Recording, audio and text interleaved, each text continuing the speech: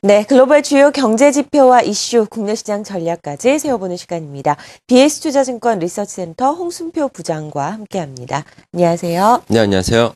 이번 주 가장 주목해야 할 이슈로 내일 발표되는 중국의 4분기 GDP 성장률을 꼽는 분들이 굉장히 많습니다. 어떻게 전망되고 있나요?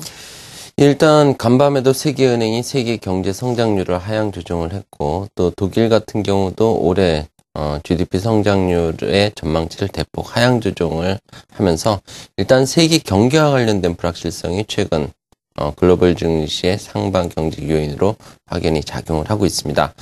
이런 가운데 내일 중국의 2012년도 4분기 GDP 성장률의 공개가 예정이 되어 있는데요. 현재 블룸버그 컨센서스 기준으로는 대략 7.8% 이번에 성장했을 것으로 발표가 예정이 되어 있습니다. 일단 최근 중국의 수출 증가율을 보시게 되면은 한 달은 한 자릿대 증가율, 그리고 다음 달은 두 자릿대 증가율, 이런 식의 좀 불안정한 추이를 나타내고 있지만 작년 7월 이후에 고점과 저점을 높여가면서 12월에는 7개월 내 최고치인 플러스 14%를 기록을 한 점을 감안한다면 이번에 발표될 중국의 4분기 GDP 성장률은 컨센서스를 충족시킬 가능성이 매우 높다라고 볼 수 있습니다.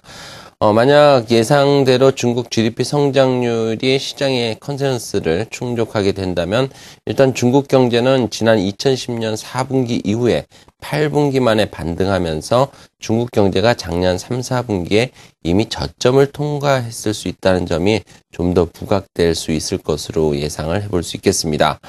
일단 작년 4, 4분기에 중국 경제가 반등할 수 있었던 것은 그림에서도 나타나고 있듯이 중국의 수출의 개선세에서 비롯된 것이라고 볼 수 있겠는데요. 작년 4, 4분기 중국의 주요 지표들을 보게 되면은 대부분이 부진을 면치 못했던 것으로 나타나고 있습니다.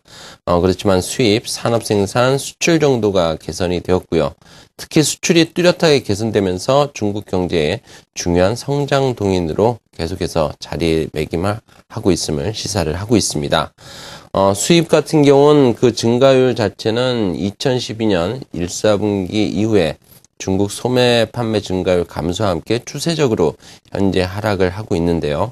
일단 작년 4, 4분기 중 수입 증가율이 개선되고는 있지만은 내수 확대의 시그널로 확대 해석하기에는 다소 좀 미진한 부분들이 많다라고 볼 수 있을 것 같습니다.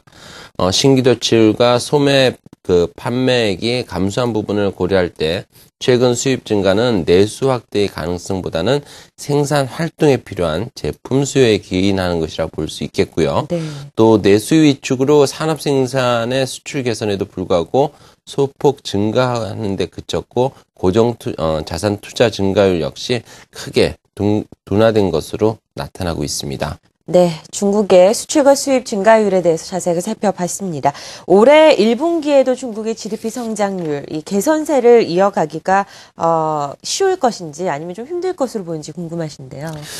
예, 지금까지 말씀드린 것을 토대로 해봤을 때 중국 경제에 대한 투자 부분의 효율성이 낮아진 현재 상황에서 과연 올해 1, 4분기에도 중국 GDP 성장률의 개선이 지속이 될 수 있을지 그 여부에 대해서는 어느 정도 조건을 좀 따져봐야 될 것 같은데요. 물론 블룸버그 컨센서스 기준으로 그 중국의 GDP 성장률 올해 1, 4분기 대략 8.1%에 형성되면서 분명히 작년 4, 4분기보다는 높아지고 있다는 점은 긍정적일 수 있습니다. 하지만 이런 부분들을 보다 좀 추세적이고 강화시킬 수 있을지 그 여부를 따져보기 위해서는 우선 내수 확대, 즉 소비의 개선 여부가 상당히 중요하다고 볼 수 있겠고요. 두 번째는 수출 경기의 개선 지속 여부라고 볼 수 있겠습니다.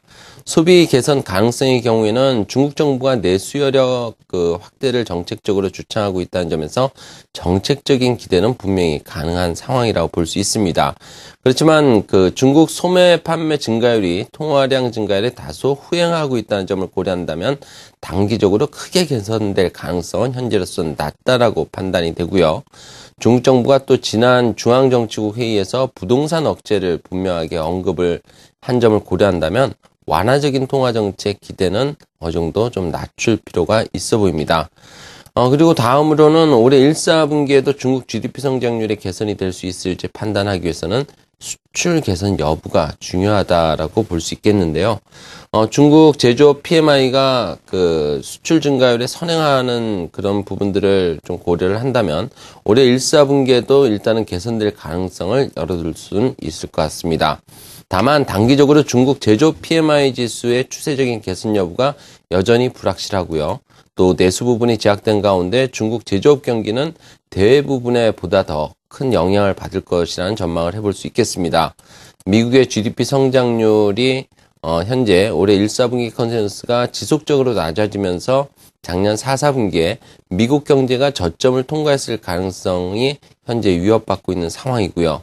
또 유럽의 경우에도 올해 상반기까지 역성장을 벗어나기 어려울 것으로 우려가 되고 있다는 점을 고려한다면 일단 수출 환경 자체는 그다지 우호적이지는 않을 수 있다라고 볼 수 있습니다. 네.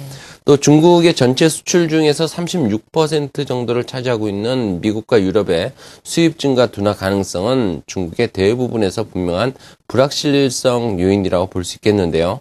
결론적으로 중국의 작년 4, 4분기 GDP 성장률 공개를 통해서 중국 경제가 이미 작년 3, 4분기에 저점을 통과했다는 그런 점들은 부각될 수 있겠지만 가장 중요한 그 성장 동인인 수출의 불안함이라든지 또 내수 부분의 개선 지연 등을 감안한다면 향후 중국 경제의 그 V자형과 같은 가파른 반등 가능성은 낮다고 판단되고 이에 따라서 중국 경제에 대한 시각은 어느 정도 좀 수위 조절을 할 필요가 있다라고도 말씀드릴 수 있겠습니다.